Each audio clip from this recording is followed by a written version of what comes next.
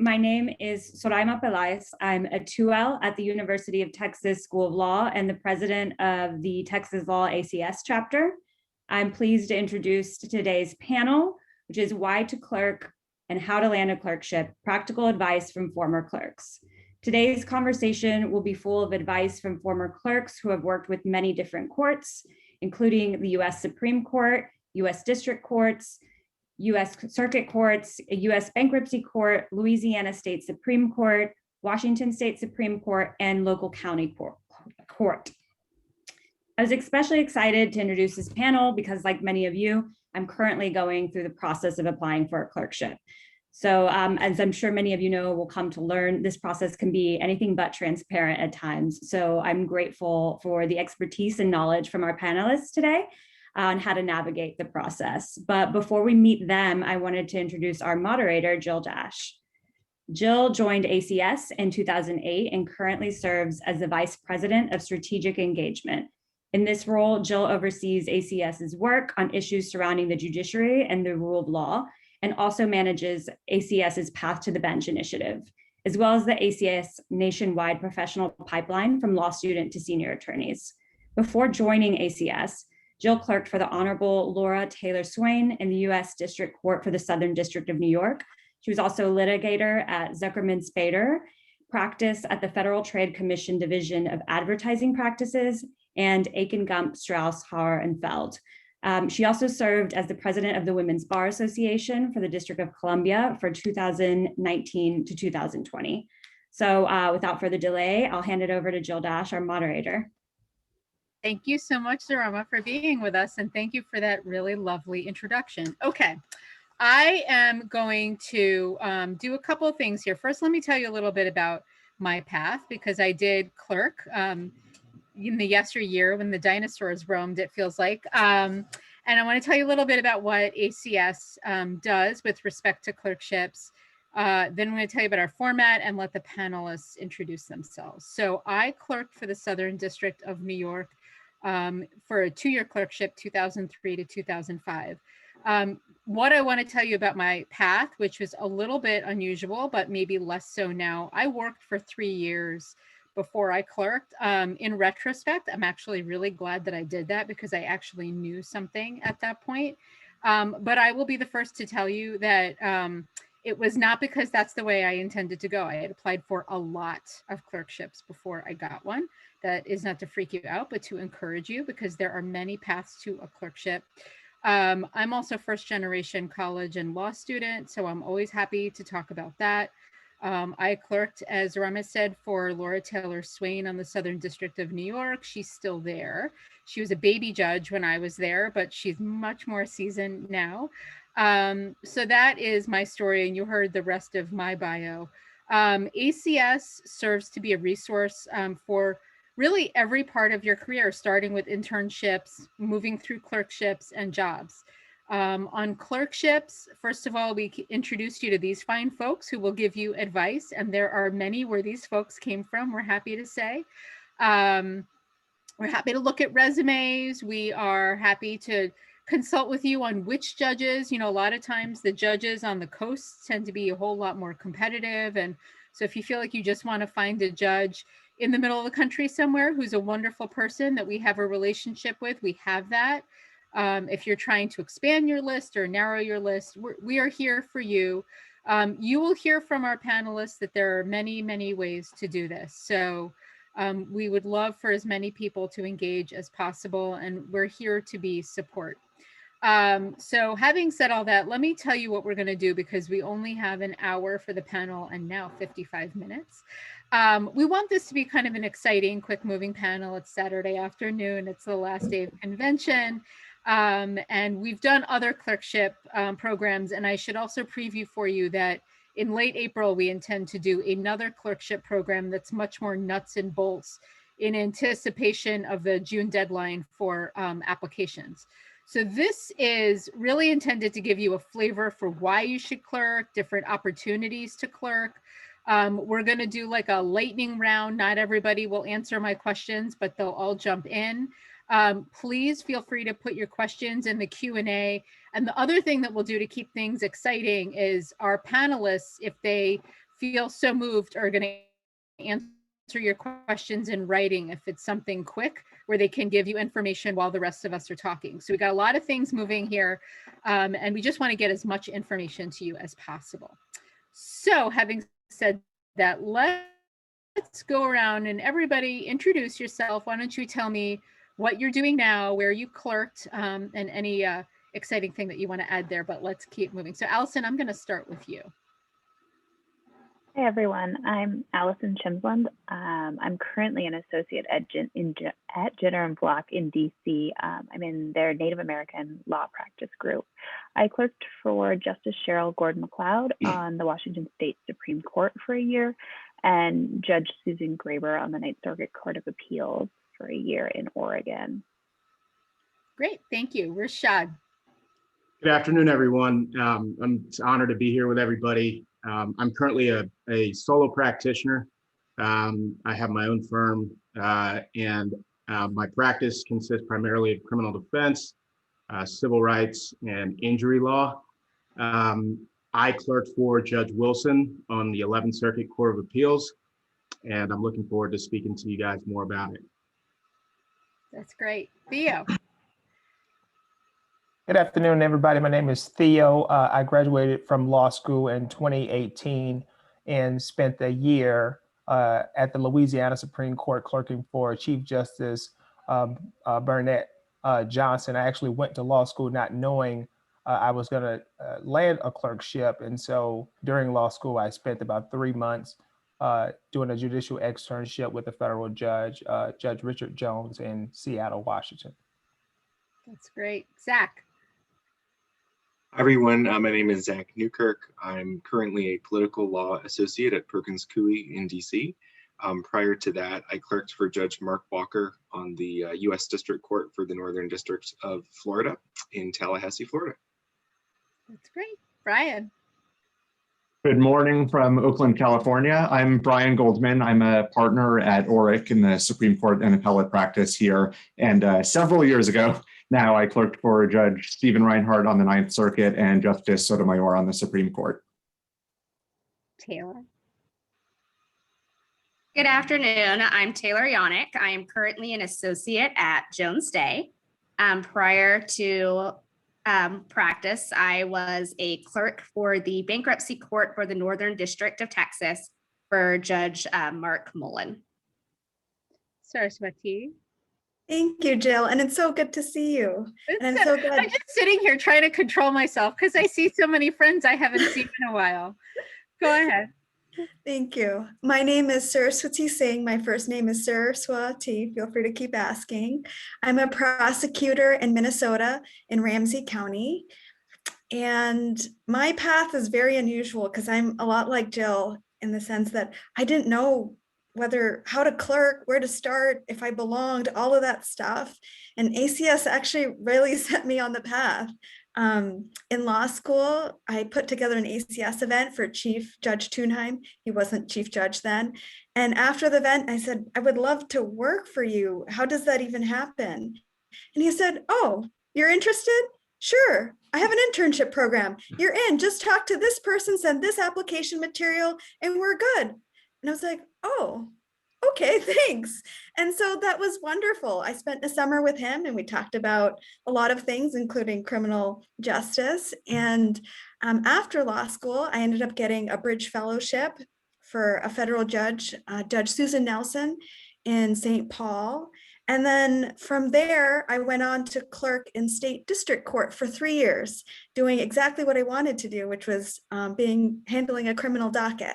So I'll leave it there. Thank you. Leo? Hi, fingers crossed. Can you hear me well? We can actually hear you, so everybody will see. There's a very nice still picture of Leo, and because of his connection issues, we're going to look at him and then listen. Thank you, Jill. My name is Leo Delgado. I'm a senior associate at Winston & Strawn in San Francisco. Good morning from Oakland as well. I clerked for Judge David Guadarrama in the Western District of Texas. He's a district judge in El Paso, and I did that a year after graduating. So I went to a law firm first, then did my clerkship, and then went back to a law firm. I was a federal public defender as well, in case anyone has questions about that. and before deciding to go back to a law firm where I am now. My practice is white-collar criminal defense and commercial litigation. That's great. Well, welcome everybody, and I'm super excited to get kicked off here. We did this before the cameras went on for everybody else, but let's do by a show of hands. How many of you used Oscar to apply for your clerkship? I'm raising my hand, even though you can't see it. Thank you. It's, you know, one thing you'll all learn too is when you go practice law, to the extent that the court reporter can't see what's happening in the courtroom, you have to make your record. So thank you, Leo, for making your record. The judge I interned for during my first summer taught me that, make your record. So for those of you who used Oscar, just jump in. About how long did the process take? I will say I started applying my 2L fall my 3L fall. And I applied all through 3L and then didn't get my clerkship until spring break of 3L year. And how about the other, Saraswati? I actually applied using that, but I didn't get my job through it.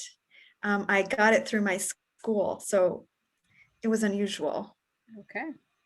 Others who had a different experience?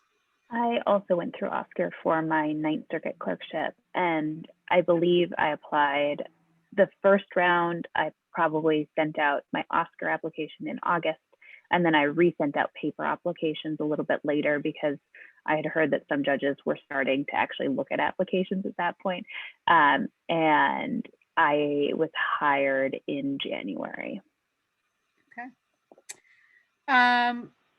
Brian, let me go to you. I am going to do two things with you. First, give me your best argument for why you think folks should clerk. And let me say, for some people, they know they want to be litigators, and so you can imagine why you want to be in a courtroom. Give me an argument both for that person, but just generally, what is it like to clerk? And even if I'm not sure whether I want to be a litigator, I think I want to be transactional or regulatory. What is the advantage to a clerkship? Sure. So I'd say there are, probably two main reasons that I'd give to consider clerking no matter what you want to do. One is, you'd be hard pressed to find a better training experience packed into a single year. A clerkship is a real accelerator, not just in terms of the credential that it gives you, which is widely recognized throughout the profession, but in terms of the experience itself. The amount that you learn packed into 1 year is so much more than in many other opportunities you would have in a single year, whether it's your first, second, or third, fourth year out of school. And that's because you're really sitting at the right hand of a judge who's seeing everything that comes into the courtroom. And you're seeing advocates of all types, of all qualities appearing in court. You're learning from a judge's perspective what works and what doesn't, what's effective advocacy, what's really annoying and something that you should make sure not to do in practice. And that's why legal organizations, whether it's big law firms, public interest organizations, government agencies, public defenders' offices, all recognize that what you have gained from just absorbing that over the course of the year is so valuable and so useful to you as an advocate. And I think that's equally true for non-litigation practices, because all transactional work, all regulatory work is ultimately taking place in the shadow of potential litigation, just kind of understanding what advice you're giving your clients and in terms of what will ultimately fly or what will be really risky if things go south. And if you wind up in court down the road, you still have that just deeply ingrained sense of how things work as a result of the clerkship. And just the other big plug that I would give is the mentorship that comes out of a clerkship, which is really a lifelong, career-long benefit that you're gaining, where someone who is at the top of their game has invested in you, chosen to bring you into their professional family, trained you over the course of that year, and they still then have a vested interest in your success going forward. So one of my judges passed away a couple of years ago, but was someone who I talked to constantly about any career move I was choosing. And now the same is true with Justice Sotomayor. I speak to regularly about my own path. And that's true for every judge at every level of the state and federal judiciary. Their clerks are really their people who they are with for the rest of their lives. Allison and Theo, I want to ask both of you. You both ended up in state court. And Saraswati, I know you also spent some time in state court, so I bring you in too. What brought you to a state court as opposed to federal? Did you seek that out, or was it just sort of an option that became apparent to you at some point? One of you wants to take that. Sure, and I actually forgot to say earlier what I'm doing now. I'm an attorney and teaching fellow at Georgetown Law with the Criminal Defense and Prisoner Advocacy Clinic, where we represent poor people charged of criminal offenses in DC Superior Court. But to the question, when I was in law school, I was not interested in clerkships. I didn't know anything about clerkships. I heard some of my classmates talking about clerkships, but I was too busy trying to figure out what a tort was. But at some point, I met this great judge, federal judge, Richard Jones, and he invited me to apply for an externship with him so that I could learn more about what it meant to be a law clerk. And I spent 3 years with him, really just growing an appreciation for the writing process of sort of what that looks like working for a judge. But, when I was preparing to finish law school, I still was not interested in clerking, but an opportunity came up with the Chief Justice Johnson at the Louisiana Supreme Court. I spent 3 years before law school working in New Orleans for a nonprofit civil rights law office. So I was excited about the opportunity of going back to New Orleans.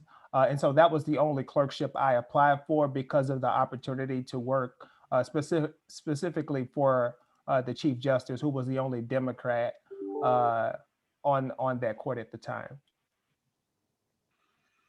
Allison, go ahead. I'll jump in after you. Thanks. I think I had a fairly intentional approach to this because I turned to Washington State later in my career, but I did not go to law school or undergrad in Washington State, and Washington's legal system or legal community is fairly insular. Most people have in Washington. I think in a way that I might not be able to as easily when I was applying for jobs later on. It would just give me a better chance to get to know the community and to decide whether or not I wanted to work there later in life. I just wanted to say that's a really great question, Jill, because when I went to the University of Minnesota Law School, what we talked about were federal clerkships, forget state clerkships. Federal clerkships, that's what everyone needed to look at, apply for. That was what everyone was vying for. And people just didn't think about state clerkships. And I graduated during a recession. So there were many students in my class who had struggled to get a legal job. And I wasn't looking to clerk, but it was one of the only places that offered jobs. And I was working for a federal judge, Judge Susan Nelson, and she's a woman and she went to law school during a time when there weren't as many women. And she gave me this piece of advice that I never expected, which is follow your heart and be strategic, but follow your heart. And she said, Saraswati, you want to be a prosecutor. You love criminal law. The state district court is where you're going to learn that material. And I interviewed with many state district court judges. And not only did they interview me, but I interviewed them. And I met a judge who was progressive in criminal law about 10 years ago. And just having that opportunity, and he was someone that was willing to mentor and excited that I was excited about discussing mental health and addiction and how that impacts criminal justice. I mean, that's the reason why, and I ended up pursuing state district court, even though it didn't seem like, the thing to do based on what everyone was talking about in law school. And I'm glad I did, because I got the prosecution job that I was looking for. That's great. Let's switch gears slightly. I have a lot more questions I could ask, but I'm trying to keep things moving along too, and we'll come back to more questions if we have time. Rashad, let me ask you, one of the things we like to start talking to clerkship applicants about early is recommenders. And part of the reason we do that is because it takes time to figure out who those folks are going to be and develop that relationship, right? You can't just show up in someone's doorway and say, how about you write me a letter? So can you talk a little bit about how best to develop that relationship and how you've thought about it? Yeah, that's a great question. So that's kind of the crux of how I got my clerkship. So I was like Theo, I was still trying to figure out what a tort was early on in law school, but I did know that I wanted to clerk. So one of the things that I did is I just asked myself that question, what does that mean for me? And at the time I was not on law review or anything like that. So for me, it meant to fill up my electives with writing courses. So I did not take sports law. I didn't take, not that those subjects are bad, but I knew what I wanted to do. And so I took as many writing courses as I could. And along the way, just by happenstance, I took a course that drew my attention because it was called Supreme Court Litigation. And it was, basically a course where you got to be a clerk, and the subject and material was geared towards clerkships and things of that nature. And turns out my professor was a former law clerk himself to Judge Wilson. And about halfway through, he suggested that, that I submit my application, and he helped me with that process. And I got to, from someone who had already done the job for the judge that I ended up clerking for, he helped me with a lot of the nuances with applying, and also the element that you're talking about, Jill, with, non-traditional way to get in and working, some of the non-traditional resources like relationships, that will help you get there. So for those of you who are like me, I would suggest, one of my tips I was going to share with you is to look at your faculty directories and see which law professors were former law clerks, and schedule times to go talk to them about it. Try to take their courses, because they're going to be excellent resources for that transition process for you. And so that would be my advice with respect to your question, Jill.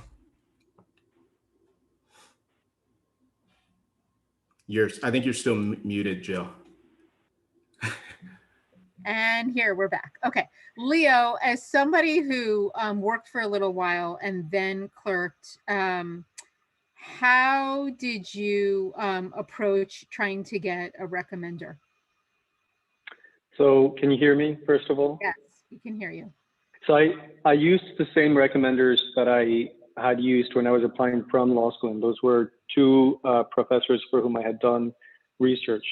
And sort of to answer your last question, I would also advise people to look at visiting professors or faculty who are from your law school and just volunteer to do research for them. Professors are often trying to write their next article, or they're researching something they're interested in. These are people who are academics, or they're always researching or working on something, and they can always, your law school may give them a budget to hire research assistants, or maybe not, but they will not turn down the free help. And if nothing else, they'll see that you're interested in their subject matter, and they may sort of take you under their wing. But to answer your question, Jill, I used the same recommenders I had used when I was applying from law school, and those were two visiting professors. I didn't use anyone from the law firm. I used the same packet I had used from law school just a year later, basically. And before we finish out the topic of recommenders, does anybody have advice on, in addition to just seeking people out to take a class or go to sit with them, is there anything you did to either maintain a relationship with a recommender, or did you have a non-traditional recommender, like it wasn't, a con law professor or something, but you developed a relationship such that somebody was able to help you out? I used one of my recommenders was a law professor, but my other was my internship supervisor. I spent a semester in DC interning during law school, and I used my supervisor, who I worked with daily, all the time, and I was the only intern. And so I had written a memo for him, and I was able to use both that memo for my writing sample when I redacted a couple of things and changed names. And he was also my recommender as well. Does anybody want to give a hot tip about how you weigh either the fancy name professor at your given law school versus like a legal writing instructor or some like clinical instructor? How do you think about that? I read through applications of a clerk who helped my judge do all of her hiring. And I will say that recommendations from people who actually know you just sing, basically. Those people write 3 pages, they love you, they have cute stories to tell. We can tell when somebody knows you and when somebody doesn't. If they're fancy and they like you but don't know you that well, have them call or send an email. Don't use them for your written recommendation. We just know they don't know you as well, and it doesn't count as much as the beautifully written person who has spent every day with a clinic project with you. Yeah, anyone else on that one? This is Leo. I agree with that. I could have, so I developed relationships with professors whose classes I took, and I would go to office hours, and I knew I was well liked by them. But I knew that they were just going to write a pro forma letter because the relationship was based on me going to office hours and maybe doing well in the class. There were visiting professors who may not have had the prestige of these, professors who clerked for the Supreme Court, but they could speak more about me personally because I had worked with them for a whole semester. They had seen my work product. We had in-depth conversation about the research topic. So I would encourage you to choose the people who know you best and who can speak about your work. And if that means foregoing someone who is has a fancy name and clerked for the Supreme Court, by all means do it, because that is what's going to help you. Very good. Does anyone have an opinion on thinking about judges who might be more conservative than you are personally, and whether that's something folks should consider?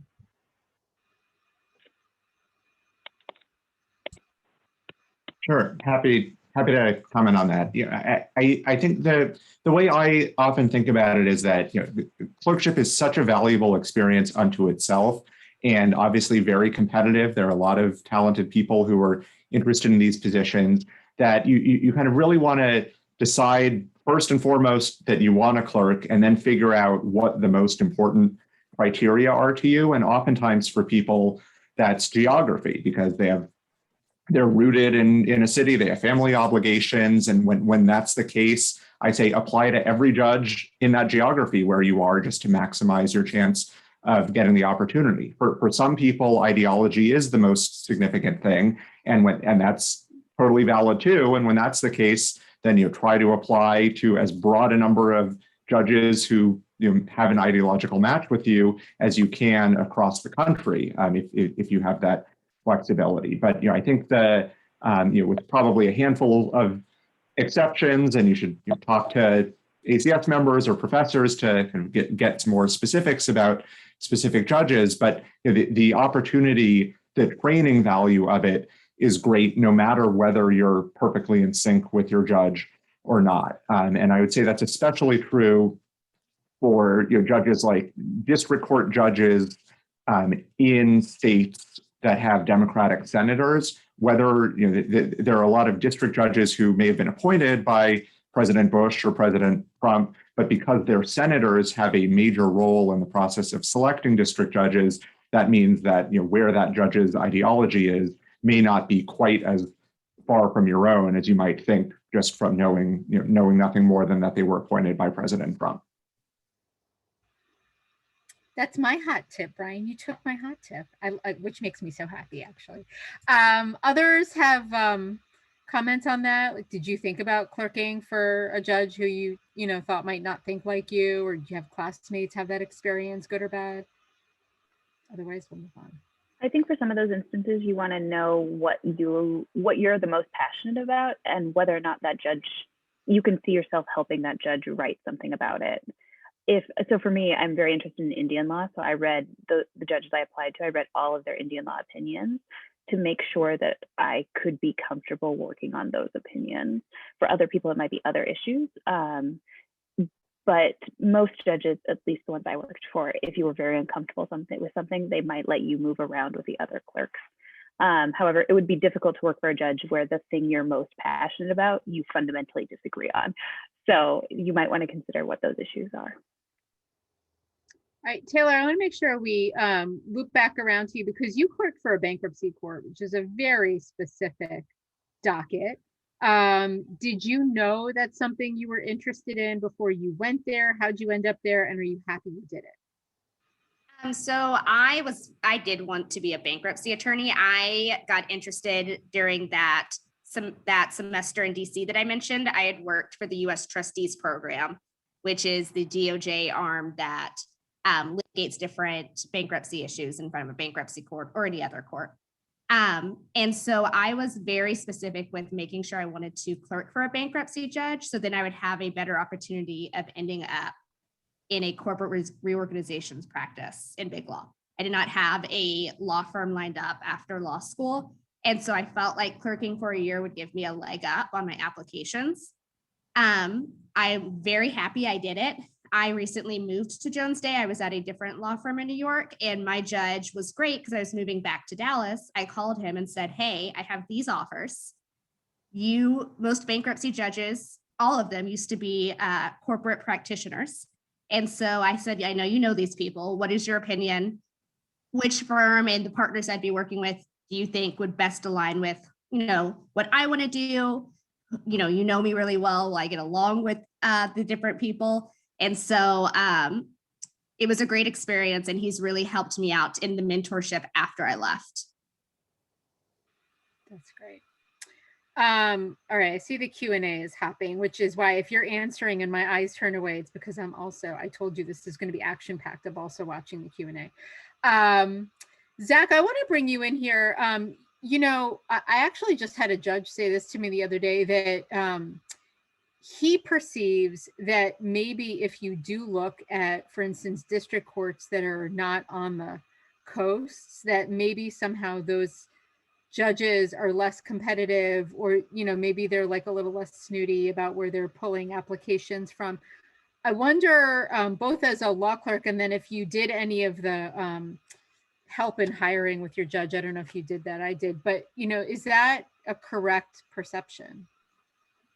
Yeah, it's a good question. One sort of unique thing about clerking in Tallahassee, and this would apply to really any state capital, is that the cases that you see there involve the state as a defendant. So you're getting all sorts of suits against the governor or the secretary of state or state treasurer, these really interesting civil rights cases. And that's sort of maybe one of my hot tips for you guys. Tallahassee, Florida is not usually a destination for a lot of folks, but I would strongly recommend thinking about district court clerkships in state capitals. As for whether they're competitive or not, I can't really speak to that. I sort of lucked into this clerkship just through word of mouth and a connection that I made in law school.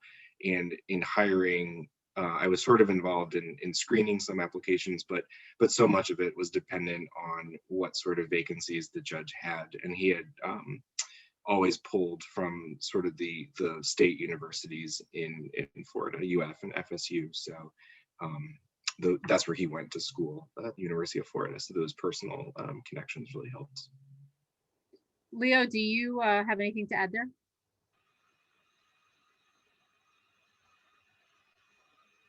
Leo, are you with us? Hello?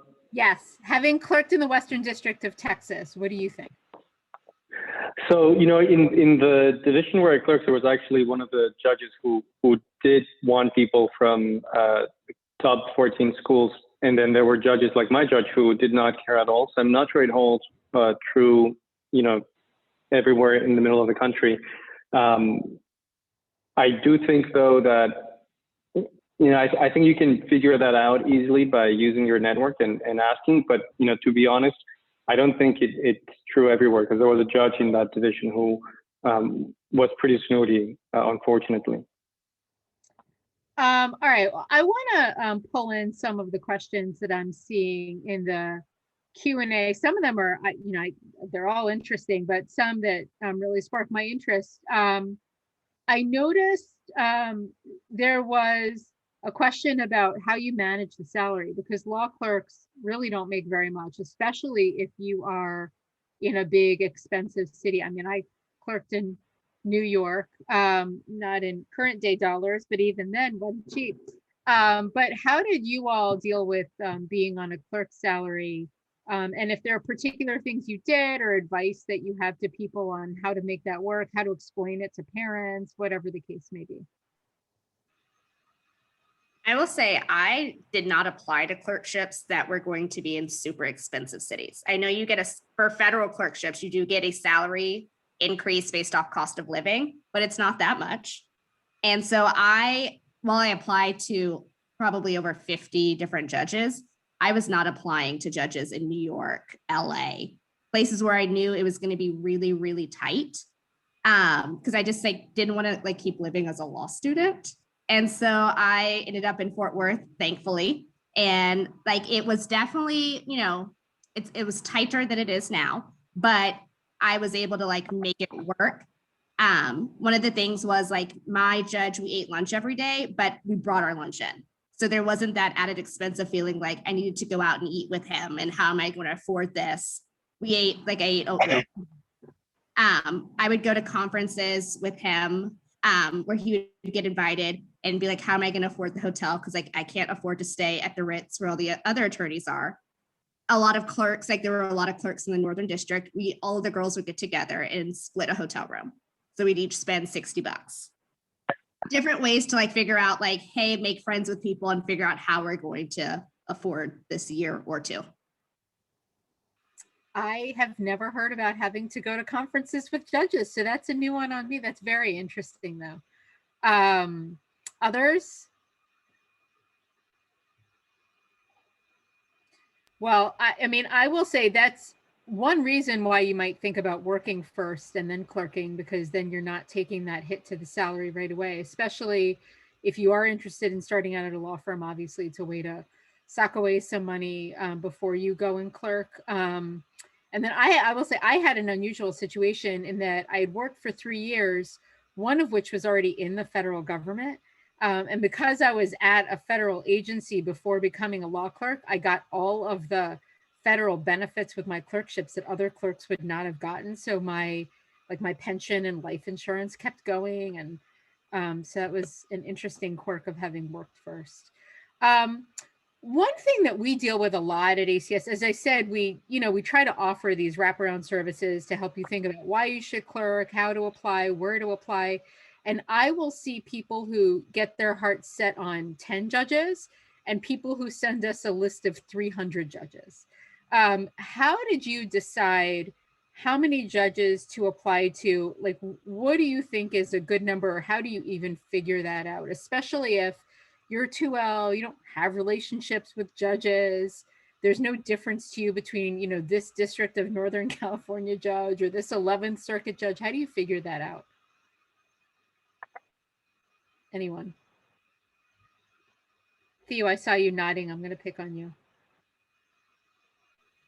So one thing I was thinking about was, the law school's Black Law Student Association, if there are affinity groups at the law school, and just talking with that community about, some of the judges, they've been thinking about, and also reaching out to that alumni network and sort of seeing who, for myself, Black law students who went to this law school, what judges did they clerk for, and reaching out to those, law school alum to talk about their experiences with those judges and see, through your relationships with the alum, if they would, could call up the judge to see if there are any opportunities, or even just put a word in for you is what I was thinking about.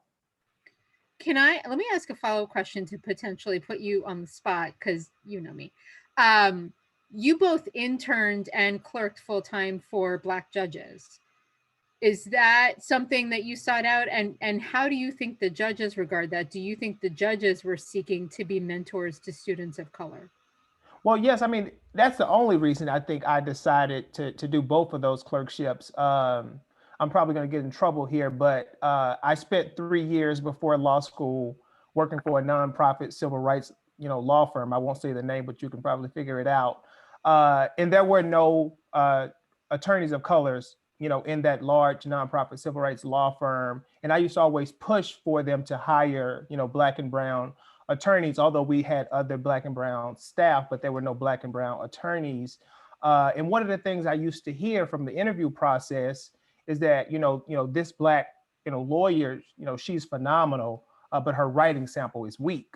And so when I went to law school, I wanted to do everything I could, to put myself in a position not to sort of have people say that my writing was weak. And so when I was in law school, I wanted to take, legal research and writing. I saw a class on intensive legal writing. I took that class.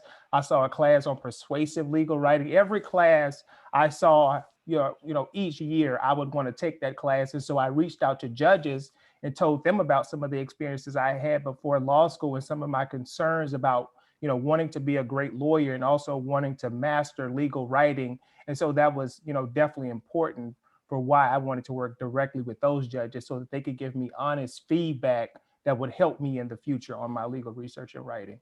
Jill, can I jump in for just a moment? Please. Theo mentioned that this person of color, this attorney that was being evaluated had a weak writing sample. I want to say I didn't know how to write well in law school. And I took a lot of seminars and that helped, but working for a federal judge in law school helped, just making me realize how important it is to write well. But there's this other study that many of you probably read or heard about, how if you have two memos, it's the same memo, but one person is told that it's written by a white person and another person is told it's written by a Black person, the reader will find more errors and be more critical of the Black, right? Like if they perceive the writer to be a Black writer. And so I mention this because this is a real phenomenon. And also if you get to work for a judge and you have developed this wonderful relationship, they become, at least in my case, your greatest advocate. And they can push back against people that say, oh, well, they don't write well. Are you kidding me? She wrote me this opinion and she did that and she did better than this person. So it's clerkship is a way into the legal profession in a way that you can kind of have like an automatic mentor or parent who's just looking out for you and is just talking truth to power as well. Anyone else want to jump in there? I will say kind of on the same subject of what Jill was saying on like applying to different clerkships. As someone of color, while I applied to 50 clerkships, I was not applying to places for judges who sat in cities where you'd be like one of two people of color. Like I Wikipedia'd a city and said, I want to see what the breakdown is for ethnicity. I just wasn't interested in being somewhere where like my parents would say, ooh, are you sure? Like to be safe. Like I was not interested in those type of opportunities, even if it's like, great, I'm not going to be able to clerk. I just like, you can use your imagination of places I just did not want to live or have to figure out how to experience and work around. I think it's a fair point in clerkships and probably also in life, right? We had a NGL at one point who was somebody of color and also LGBTQ. And we had a long conversation about the places that he would or would not feel comfortable going to. It's a real phenomenon, obviously. So something to consider because it is just a year or sometimes 2 years, but it's your life. So no one should put themselves in a position where they're uncomfortable just for the sake of the clerkship, obviously. I, not knowing what I was doing at one point, had applied to a clerkship in Taylre, Texas. And my friend from Oklahoma was like, you're not going to Taylre, that's ridiculous. So, we all make crazy decisions when we don't know what we're doing. Does somebody want to explain, and maybe from those of you who clerked at different levels of courts, what is the day in a law clerk's life like? And Rashad, let me ask you, because you were appellate, and then we'll go to somebody who was district. And I'm going to pick on Taylre too, of course.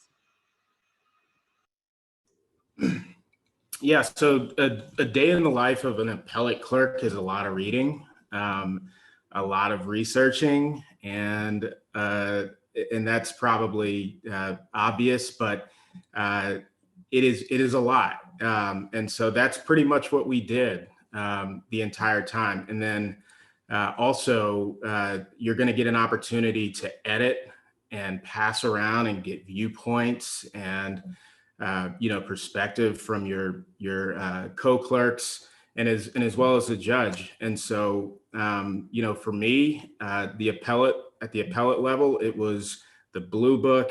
I mean, get used to it, love it, sleep with it, tuck it in at night, because you're going to be looking at that book a lot. And so that is a great thing, because you'll be able to use that your entire career, and no matter where you go. And then for me, I felt like the appellate there was a lot of camaraderie amongst co-clerks.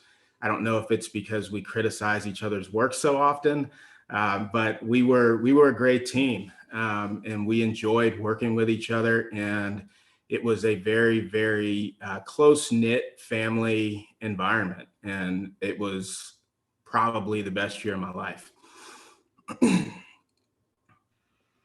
How about a district court person? You want to jump in? I could talk about the day-to-day in my district court clerkship.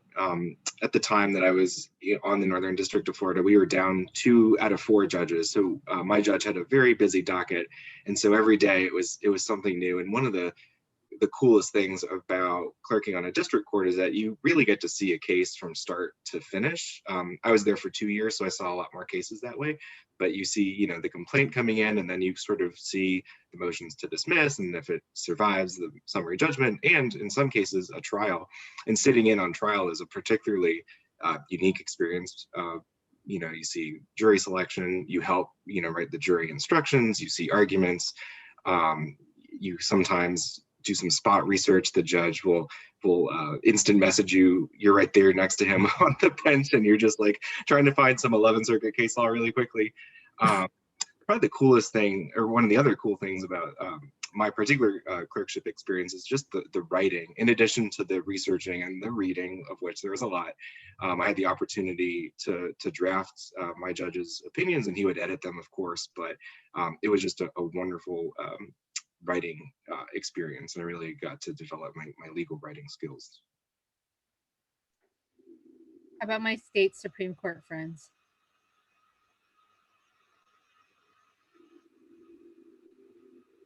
I really enjoyed the fact that all of the clerks were in the same building. It was very different than my Ninth Circuit experience, where you're working with judges that are across 9 states or something like that. Whereas with the Washington State Supreme Court, everyone was in one building. We could all go and talk to each other and kind of figure out what people were talking about sometimes, if their memos weren't the clearest, or try and figure out things that we were struggling with. It also, things were a little bit slower moving than they were even at the appellate court level, just because you have fewer cases, the court decides what they're taking. And it just made for a slightly slower and very collegial process for the most part. All right, Taylre, I'm coming around to you. So when I was clerking, my judge's big thing was he wanted me out there sitting next to him during every hearing, whether it was 5 minutes or, a whole day trial. And so I got to see a lot of different lawyering that way, some good, some bad. My judge, it was his 3rd year on the bench. And so I also had the added experience of, we go back to chambers to discuss something, and Judge Mullen would say, when I was a lawyer 3 years ago, this is what I would have done, or this would have been a stronger argument to make. This is what this person should have done. So you got to hear those kind of comments, because I was out there. I knew what he was talking about. We obviously did some writing, but he was big on seeing everyone out there, because bankruptcy lawyering is a little bit different than regular litigation. As many litigators learned when they would come to the bankruptcy court and realize, oh, there's like no objections here. People don't object. So I got to I really appreciated that experience. And we had another bankruptcy judge in our courthouse. And so if we didn't have hearings, my judge would send me upstairs to go watch the other bankruptcy judges' hearings. I got to sit in some federal district court because we had two federal district court judges in the courthouse. So I really was like watching hearings any chance I got, just to learn more. And I think it's really helped me now that I've been in private practice. Anyone else think we missed anything? And Brian, you did what at the Supreme Court? You just played basketball all the time, right? All the time. That was an easy year. No. Also, as Rashad said, a lot of research and writing and more. There's just much more behind the scenes in chambers work in an appellate clerkship at any level, much less of I think the thing that I really missed out on by not having a clerkship in a trial court, and I put bankruptcy court in that category, is that really being in the courtroom for much of the time, because the time in the courtroom on an appellate court is just so limited, and you do get to see impressive oral advocacy when there is oral argument. That's just a much smaller percentage of the time, and certainly no sitting on the bench with the judges or justices. All right, we're going to do a round robin. What is something that you learned during the clerkship process or during your clerkship that surprised you? Could be fun, could be serious. And what do you wish you would have known sitting where our audience is now? Allison, I'm going to start with you. I was just getting out my notepad so I could take notes for when I had the answer. But improv. I think what I would have liked to have known is that going back to clerk is always an option. I got lucky and I loved the judges I worked for and my clerkships, and they've been useful for me. But I have a lot of friends who thought they wanted clerkships their 1L year and applied for them, got them, and that's not where they were 3L. They had life went different directions, and they had these clerkships that they no longer saw themselves doing. So that year wasn't the best for them. I got lucky in that circumstance, but I definitely think that people should take a step, take a minute if they're contemplating that might not be for them. I think one of the things I was surprised about is how often judges agree for the most part. The Ninth Circuit's known for being fairly liberal. We had an infusion of fairly conservative judges there when I was clerking, and yet almost every panel I was on, the majority of the cases they decide are agreements, and they are resolved without oral argument. I feel like even in law school, the news and what you're reading makes you think that everything is crazy divided and everything like that, but it was rather heartening to see how much these judges care about even the pro se played person that's before them, and how much time they spend on these cases. Rashad? So that's a tough one. I was sitting here thinking, Jill, and I don't know if there's anything in particular that I didn't know, because I just didn't know anything at all. But one of the things that I didn't get through reading the cases in law school, as much as I would have liked to, is dealing with the standard of review and how that shapes the entire legal process from the trial court all the way to the Supreme Court, and learning about the jurisdiction of the courts all the way down to all the way to the top will help you tremendously in your practice, with strategy, all sorts of things. So that's probably the most surprising thing, when I was on the appellate court clerking, was understanding how, those rules affect and shape the law. Okay, Leo, I'm coming to you. Theo, I'm looking at Leo, I'm looking at Theo at the same time. Don't have matching names that rhyme on your panel. Theo, you are next on my screen. Leo, I will get to you. Theo Shaw.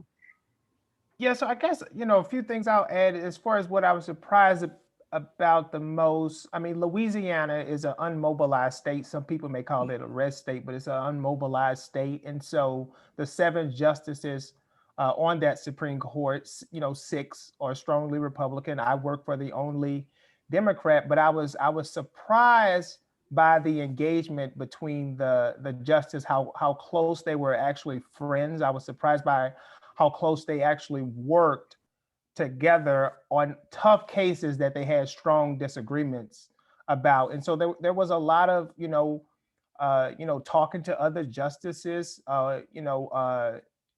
one-on-one, or if it was in conference, which I wasn't allowed to go to the conferences. There was a lot of, just sending, drafts of a judge's opinion between the chambers to see if you can sort of get a judge on, one side or the other. And so I was surprised, although, my judge was, the most liberal, how much they were interested in working together to really, come to the best outcome in the case. What I wish I would have known if I was a law student, I think most, and it goes back to the writing part, is that I wish I would have known sooner that I was actually capable of doing the work, because I didn't do any of the traditional law school journal type things in law school. I still actually don't even understand the process. And so I didn't do any of those things. And so I didn't think much about clerkships until I found this mentor who's a federal judge. But I wish I would have known sooner to sort of believe in my writing, to know that I got this and that I could do this, and that if I was to land a clerkship, that I know I can produce the quality of work that the judge would expect of me. I think that's a really important point. I still don't understand law journals, and look how far out I am. Zach. Yeah, one thing that surprised me about the clerkship is just how close of a relationship, working relationship, you have with your judge. You're essentially his assistant in a way, and it's the two of you working together very closely on a very complex set of legal questions, and that's it. I mean, there are other clerks in the chambers, but the way my judge had it set up is that we are all assigned our own cases, so the entire experience was me and him talking, and I would talk to my co-clerks and everything, but the primary relationship was between me and the judge, and that surprised me. I didn't expect to, develop a mentor and really a friend like so many other folks on this panel. I still keep in touch with my judge. I was texting him baby pictures last night, for example, yeah, I just didn't anticipate that. One thing I wish I knew going in about clerking is that as a clerk, you're sort of anonymous. You're sort of behind the scenes. You're not the one signing the orders or the opinions. You're just sort of there to help the judge. That is your sole role. So I guess in that respect, I wish I knew you could take a little bit more risks with maybe with your legal writing, because it'll be edited, down the road. Take a little more time to research a complex legal issues. There's just not a tremendous amount of pressure than say on the litigant side, who are trying to abide by deadlines that the judge sets. You're not bound by that unless the judge tells you to do something quickly. So I wish I knew that you could, just take a little bit more risks and have a little bit more fun. Brian, where do you send your baby pictures? Also texts and emails. So two thoughts. First is I just want to amplify Theo's point that this is something you can do. And there are so many moments where you feel like this is crazy. I have no business being here, or having this conversation with this esteemed judge or weighing in on this issue.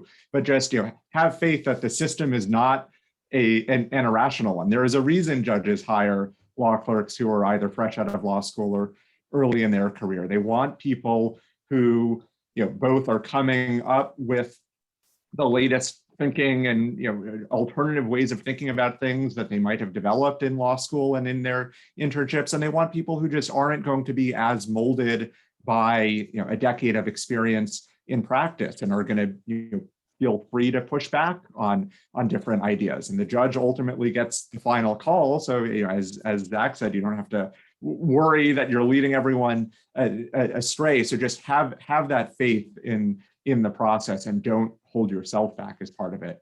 The second thing is just to kind of elaborate on a point I'd made earlier. What I didn't appreciate going in was how much the day-to-day experience really depends on the judge's working style and chambers. It's very easy to research where is a judge located, who's the governor or the president who appointed the judge, what's the ideology, what's the track record of careers that people who have clerked for that judge have had. But what's ultimately going to affect your day-to-day experience the most is, what is the editing process like? I had one judge who would edit opinions with me sitting down next to him, and every edit, every word was me sitting there watching that happen. And the amount that I absorbed and the improvements to my writing that came of that were because of that day-to-day part of the experience. And that's not something I could have known about without talking to people who clerked before. Similarly, do you have lunch with your judge every day, once a week, most days? Do you get brought to conferences? All of those sorts of things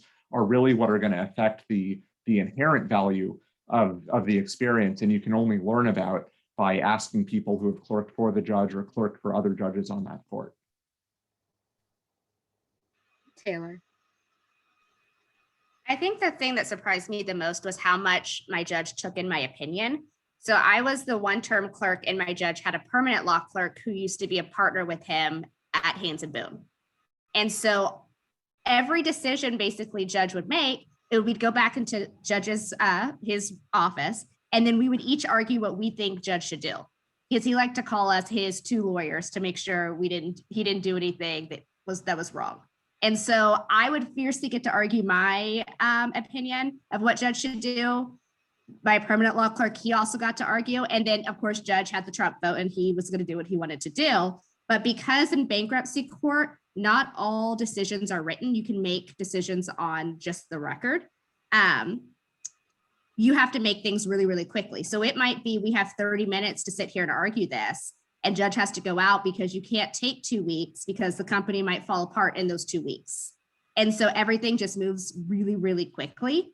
And so not being scared to say like, hey, I think this is what you should do. Like my first day, I sat through a full day trial.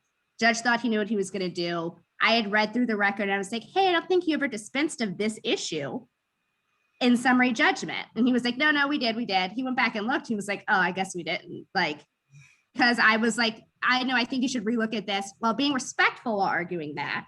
But still, holding my ground between like the judge and then a former big law partner. So I think that was the thing that surprised me the most about myself. Don't mess with Taylre. Saraswati?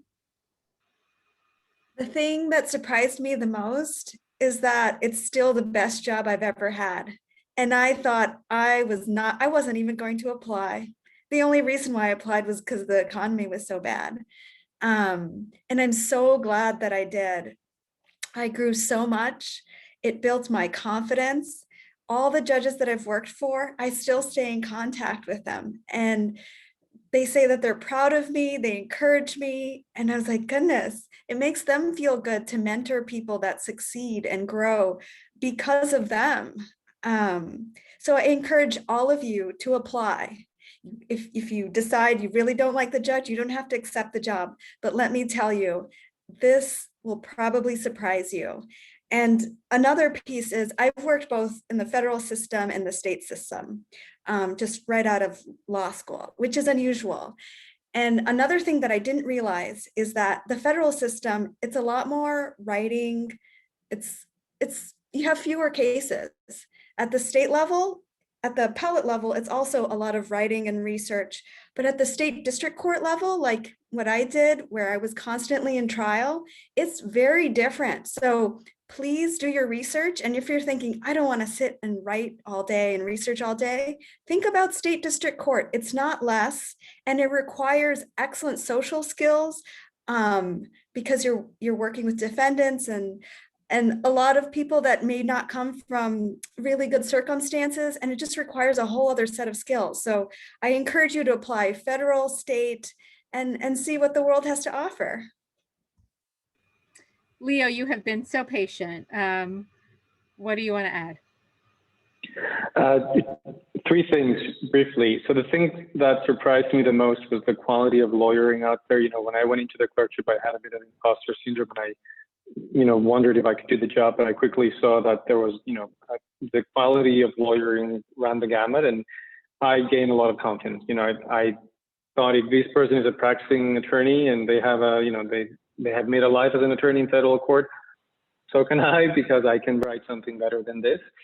The two things I wish I knew if I, when I was sitting where you guys are is one, I applied to a clerkship in law school and I didn't get it. And I felt like, I was already off the traditional path, and, what would that say? All the people I knew getting clerkships were law students. So I thought that was, only law students got clerkships, and that's what the judges hired. But I quickly learned that's not true. And if anything, working for a year out of law school sort of allowed me to show my competence better than I could have otherwise. I had things to talk about in my interview that showed I was, competent. And the other thing is, there was a clerkship I didn't get when I was in law school, and I think it's because during the interview I didn't do my due diligence to understand what that docket looked like. So I clerked in a border town, and I had another interview while in law school for another division in Texas. And I assumed that all district courts in the country were the same, that the dockets were pretty similar. But I should have known that, for instance, in El Paso and other towns, the docket is pretty heavy criminal, immigration, and they don't hear the kinds of cases I thought they heard, because in my conversations when I was talking to clerks and people who were applying to clerkships, they were just applying to different parts of the country. So if you do get an interview, make sure that you understand not only the judge and their background and the cases, but also what the docket looks like, so that you can speak sort of from a more informed place.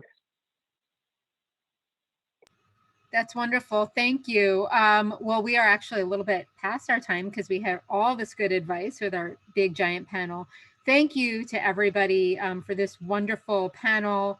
Thank you to all of our student convention speakers as we wrap up today for the 2021 virtual student convention, and next year, may we be in person.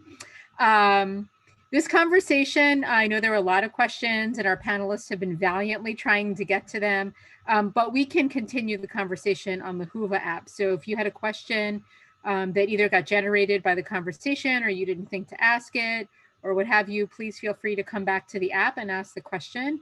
Our convention programming is continuing with our final concluding remarks from our ACS board chair, Peter Karanja. And let me just emphasize again that we are here to support you in your clerkship applications. It really helps when you make yourself known to the staff at ACS, especially my chapters colleagues, so they get to know your work and we can all help you.